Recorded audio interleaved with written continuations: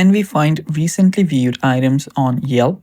Hello guys, this is Atticus and welcome back to another tutorial video. In today's video, we'll try to find out if we can find recently viewed items on Yelp. So without any further ado, let's dive right into it. First step, open up your Yelp app. Then log in into your account. So after you log in into your account, this is what you should be on. So here you can see many different services and options.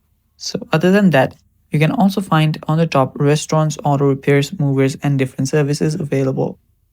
So if you head over to projects, there is not any option that shows you what you did previously.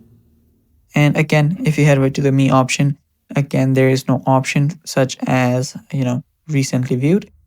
And under collection, it's the same. So what you can do is head over to the more option, and under more, there you'll find different options such as bookmark.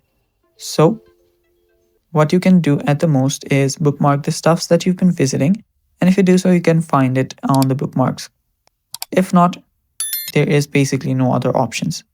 So if you scroll down here, there is a setting. So even if you head over to the setting, there is no certain dedicated option or feature that allows you to find your recently viewed items.